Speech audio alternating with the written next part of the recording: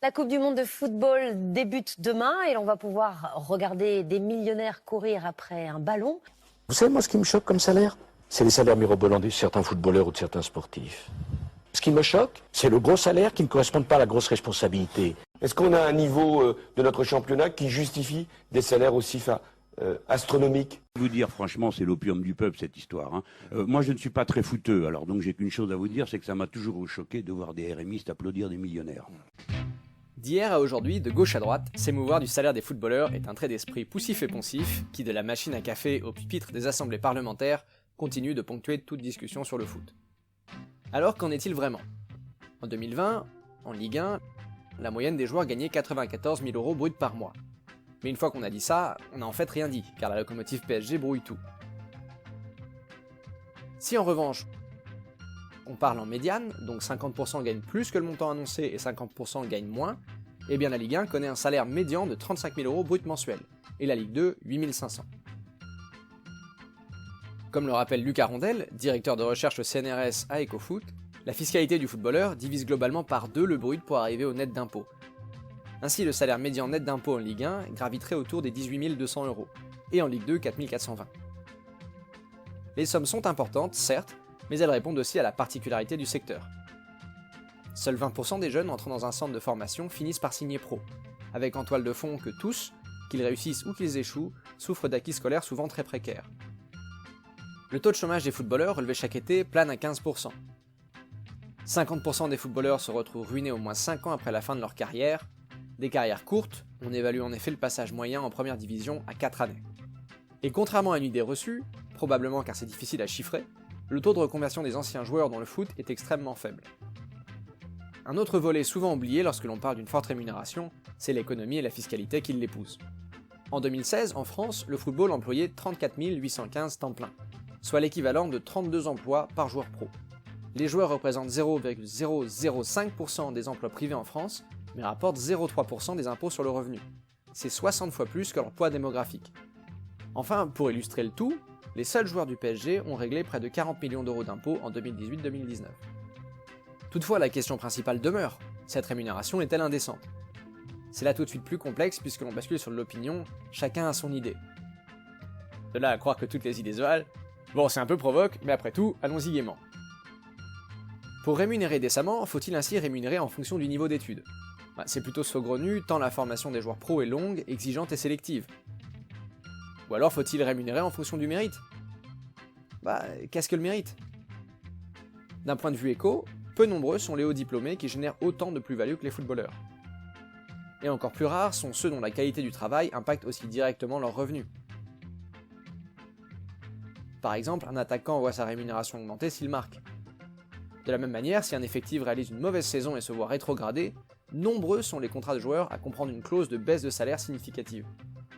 Pour poursuivre dans cette comparaison, empruntons à Jean-Claude Michéa, philosophe dont les idées sont parfois discutables, mais qui écrivait la chose suivante avec pertinence me semble-t-il. Dans le monde de la politique et des affaires, le phénomène des fils d'eux et filles d'eux en est venu à jouer un rôle de plus en plus décisif. Il va de soi que lorsqu'il s'agit d'intégrer le conseil d'administration d'une grande banque, le talent et les mérites personnels d'un individu compteront infiniment moins que son carnet d'adresse. Or ce phénomène est tout simplement inconcevable dans le monde du football. Pour l'anecdote, ce n'est pas faute d'avoir essayé, à l'instar de Kadhafi, qui a eu toutes les peines du monde pour que son fils intègre la Serie A à coups de mallette. Le talent du fils lui permettra finalement de ne jouer qu'une dizaine de minutes à l'Udinese et à la Samp. Compliqué de berner 80 000 experts en tribune tous les dimanches. Enfin, si la question du mérite renvoie à celle de l'utilité du football pour la société, eh bien oui, il faut concéder qu'il est peu probable que Messi trouve un jour un quelconque vaccin. Mais rappelons d'abord que c'est un peu le colosse au pied d'argile.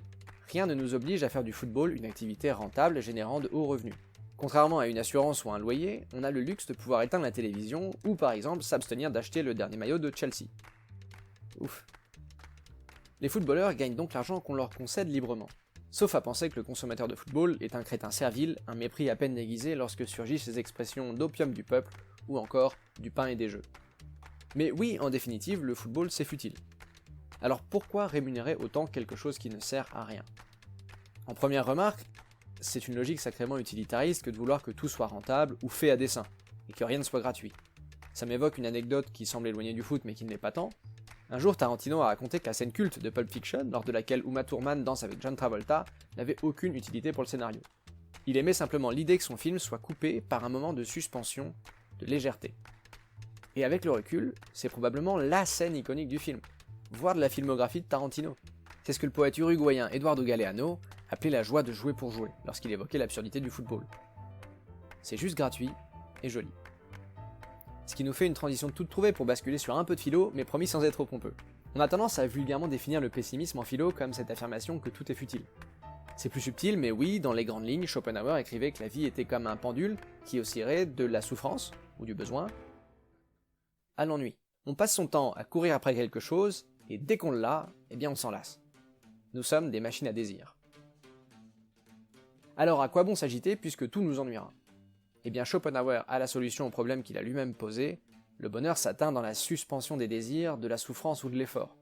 Et cela à travers des activités comme la contemplation esthétique. Donc aller voir des millionnaires taper dans un ballon, c'est les voir faire des sombreros, glisser des passes insensées, ou encore canonner une lucarne de but. Pendant 90 minutes, notre ennui et nos besoins sont suspendus. Et dans cette joie de la contemplation du beau, de l'esthétique, on retrouve la joie de la découverte du monde et de nous-mêmes. Parce que le temps d'un instant, il n'y a justement plus de rapport utilitaire aux choses. Ça ne sert à rien, on ne demande rien. Nous ne sommes plus acteurs mais observateurs, on n'attend pas de nous un rôle, on est juste libre d'observer. C'est pourquoi je conclurai avec ma liste que rien que pour cette joie-là, les footballeurs méritent chaque centime gagné. Après, il faut qu'ils payent leurs impôts, mais ça c'est un autre débat.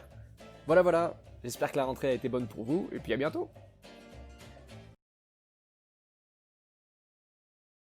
En mi fantasía digo, como existe el doping económico, debería haber un castigo a aquel que ignora la belleza del juego para obtener el triunfo. Porque, claro, esto se piensa cuando uno ha pasado mucho tiempo en relación con el fútbol.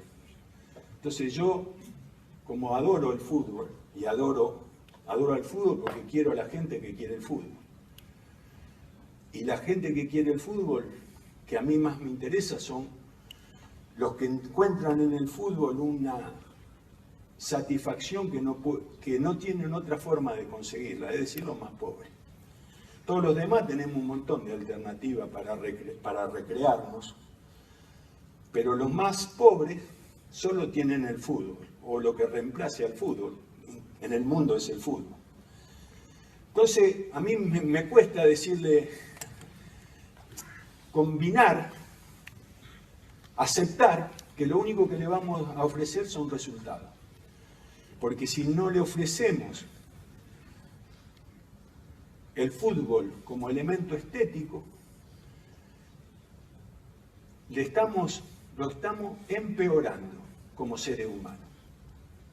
Porque la valorización de lo estético es una condición que tenemos los seres humanos vinculada con la sensibilidad que no se puede ignorar.